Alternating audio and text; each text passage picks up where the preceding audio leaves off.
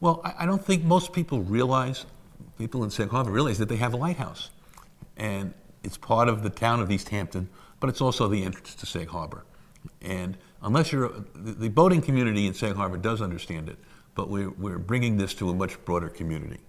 This is at the entrance to the harbor for Sag Harbor, which was a huge whaling port in the early 1800s. It was a port of entry for the U.S. very early on, and in 1789 was designated an official port of entry. At that point, it really was in competition for the amount of trade to New York City. And people don't really understand, I think, the importance of a lighthouse, of course, to a harbor in those early days. The first lighthouse, the predecessor lighthouse, was built in the 1830s, and it was constructed of wood. And as I understand it from Bob Allen, the first Fresnel lens was placed in the old lighthouse. And we do have a drawing of the old lighthouse and the current lighthouse that when it was under construction. And when the lighthouse was completed, the lens was brought from the old lighthouse into this new lighthouse. Bob Allen, who lives on the North Fork, his great-grandfather was the last lighthouse keeper of the Cedar Island Lighthouse. And he has extensive history of his great-grandfather's time there with pictures and documentation. My great-grandfather, William Follett, and his wife, Ada, well, they were there for the 17 years, and during the time they were there, that's when my dad, at the age of 5, and my Uncle Warren, at the age of 2, came to live at the lighthouse for about 4 years, continually, and they were homeschooled by their grandmother. The fond memories were of the summertime, when all the kids came there, when they could get out and do things, where they could go hunting, they could go looking for driftwood, they could go fishing, they could go lobstering, scalloping, they can do a lot of stuff. In the wintertime, they were at a young age where there wasn't really that many good memories, because what you basically are is you're marooned inside of a 9-room building. And they're homeschooled, they did a lot of studying, they did have a radio, they listened to the old-time radio shows, but it wasn't like it was in the summertime where they could get out and really have a good time. In fact, during the summertime, they very rarely slept in the lighthouse. It was so hot, they would sleep outside on the landing of the lighthouse.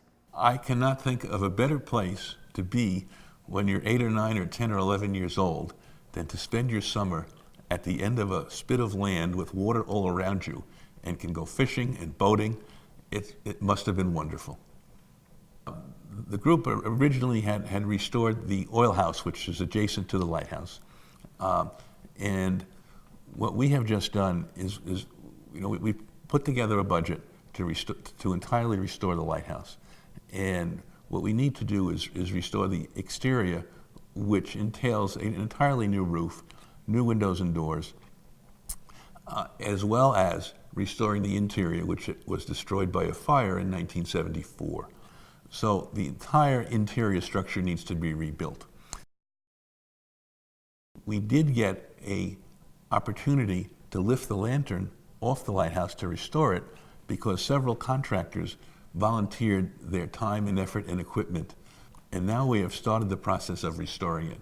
And we have a number of organizations in Sag Harbor that have already volunteered to help us restore this structure. The county is in contract with the Long Island chapter of the U.S. Lighthouse Society, and they will be the fundraising arm or partner in this restoration. So we're asking anyone that's interested in their Long Island history, and obviously especially the lighthouse history, to look on their website and see if they can make a contribution towards this restoration. I think for the east end of Long Island, the maritime history is very important and significant, as that early English colony time period and also the early U.S. history that occurred there. And this lighthouse will really shed a lot of information as people visit that site and stand in the lighthouse and look out and visualize the ships that came into this port. And it makes it easier, I think, when you're actually at a location like this that you can understand and appreciate the early history of Sag Harbor. There's no question about it. When you're standing on top of that platform, which I haven't done as yet, you're looking across to another public facility where there are no houses. You look left and right, and you see almost nothing other than raw nature, and that's a wonderful feeling.